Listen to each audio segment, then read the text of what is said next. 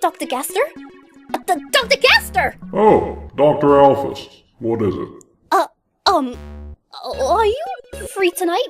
I found something really good for us to watch. Oh, I don't know. The last one's portrayal of magic was very inaccurate. Oh, it was a metaphor. Ugh, never mind. This one is really good, though.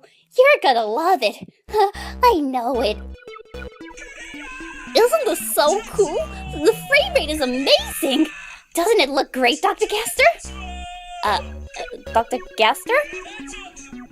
I know what I'm going to do with my life. Beware of the man who speaks in hands.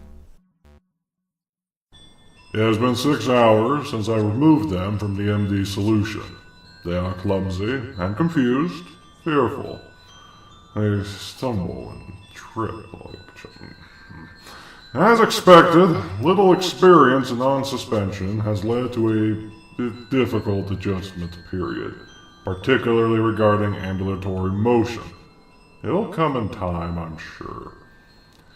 They are currently separated, as the nature of their interest in each other is unclear at this point. I will investigate this more carefully at a later date after they've mastered movement. They do not appear to understand me or be capable of speech. They may not be truly sentient. It'll be easier if they are not. It does not matter either way. The line was crossed long ago. There is no turning back now. What's going on? What's with all the screen? Oh, for God's sake. Limb detachment for a skeleton is completely normal and entirely painless. There's absolutely no call for carrying on like this. Anyway, why am I even bothering to talk to you? I need to bring the arm close enough to reattach it. Stay still. I'm not in the mood for this. Stay still. Stay still! Once close enough, and with the proper will, the arm reattaches. There. No pain, no fuss, completely unremarkable and entirely undeserving of such attention-seeking behavior. What a waste of my time. At least the other one's been quiet so far. The taller one is needier than I'd like. Need to take steps to prevent attachment.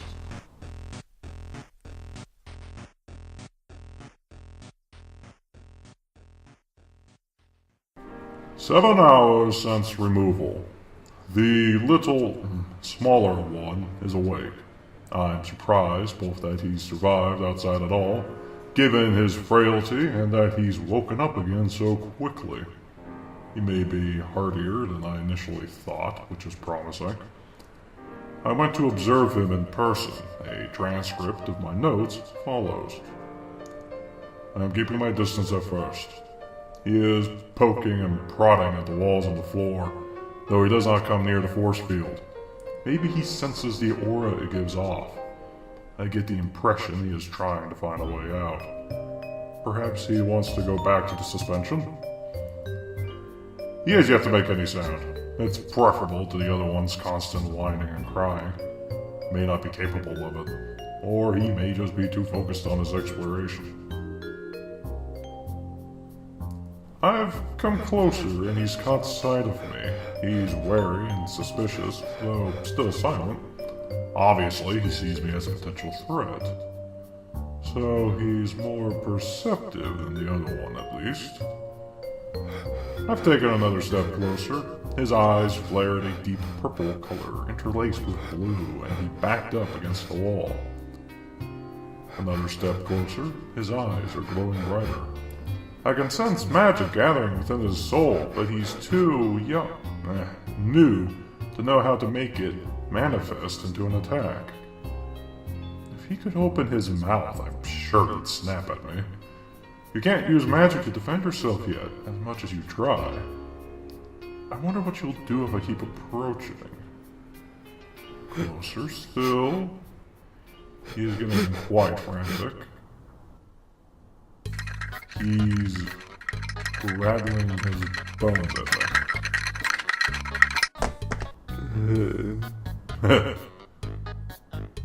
At that point, I decided to leave MD to attend to other matters. The two of them differ strikingly in temperament, one docile, one hostile. Whether that will make things easier or harder, I will have to see.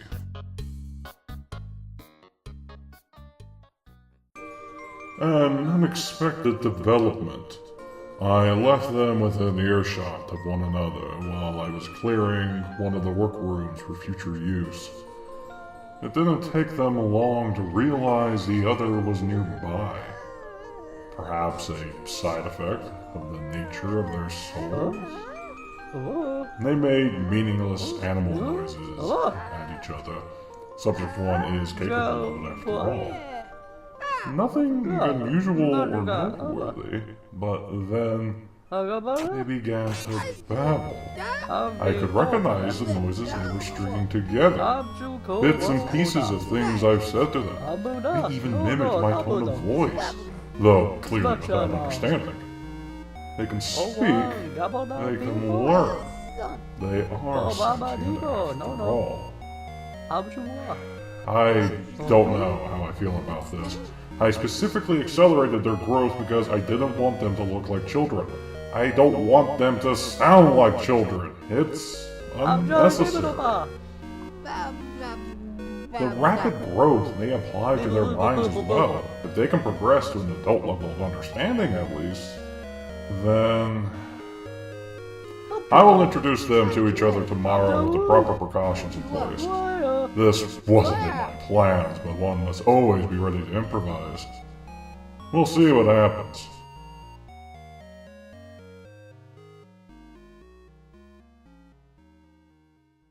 This is it.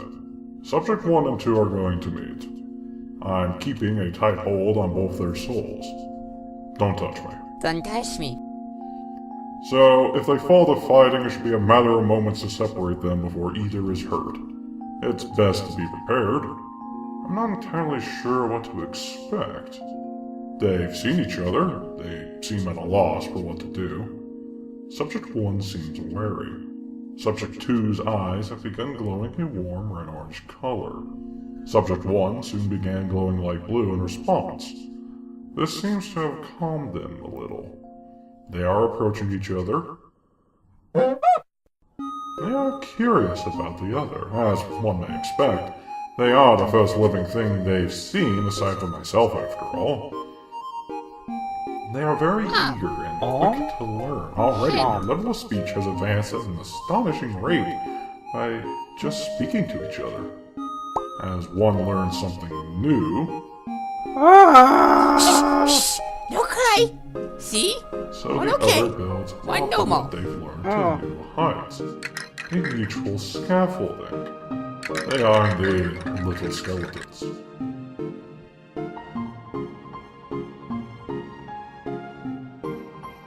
And they are getting very attached to each other very quickly. If I want the two to mature rapidly, leaving them together seems the most obvious choice. At the same time, emotional bonds like this carry their own risks. On the other hand, alright, that's enough. Perhaps those bonds can be exploited later, should the need arise.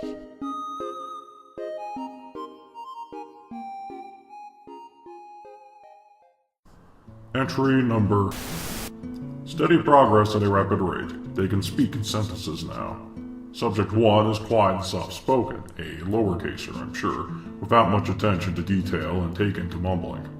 2, however, is more confident and clear uppercase, like myself, a voice that demands attention. It does not matter what their fonts are. I did not notice, and it does not matter. They cry and carry on whenever I have to separate them, but I cannot risk leaving them alone unsupervised until Subject 2 can understand one's condition. What's that mean? It means that if you hurt Subject 1, even a little, even by accident, he will die. What's die? It means he will turn to dust and you will never see him again. Stop crying, I'm talking to you. Since then, 2 has been very careful. Entry number... Since I moved them into the same room, they are much quieter and easier to work with. They chatter constantly. Entry number... Whenever I go see them, they are holding or touching each other. They are desperate for physical contact. At least they won't ask it from me. They even sleep like that. It doesn't seem like it'd be comfortable. Sometimes their souls glow in unison. I believe it is when they are dreaming. Entry number... They are voracious eaters. Given their rapid development, it makes sense. Out of curiosity, I gave them half a portion one night to see what they would do. They split the difference. I suspect, given only a crumb, they'd find a way to share it. I don't know where they learn to be so selfless with each other. It's not a trait I think would be inborn. Entry number... I gave them one pillow to see who'd assert dominance and claim it for their own. When I checked on them, they'd torn it up and were playing with the stuffing. Entry number... They never stop asking me questions. At least their vocabulary is growing. What is disappointing? What's specimen? Alternating current? Electricity? Morrow? Calcium? Laser? Forbidden? I did make an annoying error once while I was distracted. What is he? What are we? Is he me? Am I him? No, you are not the same person. Then what are we? You are things, though I suppose technically one could say you were brothers. Brothers? He's my brother? Are you our brother too? I made you both. But what are you? Are you us? What are you to us? Quiet. They unfortunately latched onto the word brother this, brother that. Perhaps they'll grow out of it. I should have been more careful with my wording. Things cannot be brothers. Entry number... They are starting to read. I'm being careful about what I give them. I don't want them getting ideas about the outside world. Subject 1 is a fast learner. 2, less so. He struggles with reading, and my hope is that he inherited mine. It's a physical problem with his eyes and not a mental one. Bad eyes can be fixed. Even with one's help, he has difficulty. He interprets even the clearest directions in strange ways. He seems intent on sabotaging himself at every turn. One, at least, seems very clever. Why don't we ever see anyone else down here? Are we a secret or something? Perhaps too much so for his own good at times. Entry number... They smile when I come to see them. They ask me what I do outside. They ask me if they can go outside. Entry number... Subject 2 tried to hold my hand. Entry number... I've made a huge mistake. Gaster, are you alright? You passed out. I'm alright. I must have gotten dizzy. Gaster, I'm really starting to worry about you. You're working too hard. It's taking a toll on your health. Whatever it is can't be that important. I'm very close to a breakthrough. I'm sure of it. I'm going to get us all out of here. You'll see. I'm alright. I just need more time. Look at your poor hands. They look worse every time I see them. Are they giving you trouble? I know you said it was an accident, but... Please, I've asked that we not talk about this. I'm not sure I believe you. I understand you want to get us out of here, but it's not worth tearing yourself to pieces. This isn't your burden to bear. When the time comes and the last soul falls, I will break the barrier and do what has to be done. That is my duty as king. But my duty is also to my people and my friends. And your well-being is more important to me than anything you're working on. I don't want you hurting yourself, not for any reason. I can't lose you too. Stop pushing yourself so hard. It's not your responsibility. Take care of yourself, and I will take care of the barrier. Come on, some tea will help you relax. You can go back to work after you unwind a little, all right? If you insist. You've always been too gentle and too kind. You don't have the same darkness inside that I have. If anyone should make such sacrifices, it will be me. I will get us out of here, no matter what the cost. And you will never have to kill anyone again. I'll make sure of it. I've waited too long. The project is in danger. My objectivity is at risk of being compromised. I cannot afford any further delay. They are still childlike, but no more time can be wasted. Even this, in the end, was a foolish diversion. It does not matter if they can understand. It does not matter what they look like, or if they can think, or what they feel. This is not what I made them for. I need to regain my focus. I need to regain control. I need to remember why I'm doing this. Why don't my hands look like yours? You and Subject 1 don't look alike, do you? I guess not. I knew when I began what this would entail. I knew what I'd have to do. I knew there'd be no going back, no forgiveness. Decisions were made all for this greater purpose, to create these living tools. To even consider. Such selfish sentimentality gets people killed. There is only one choice. There is only one choice.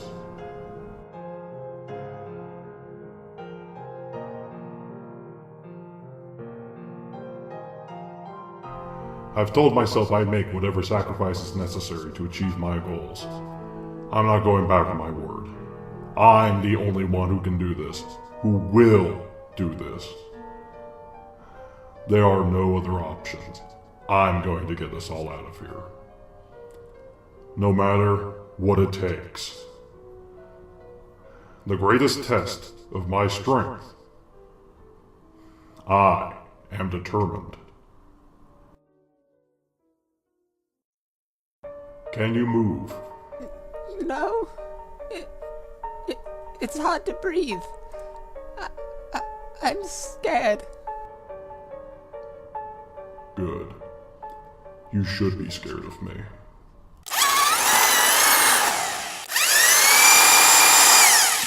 I will not fail.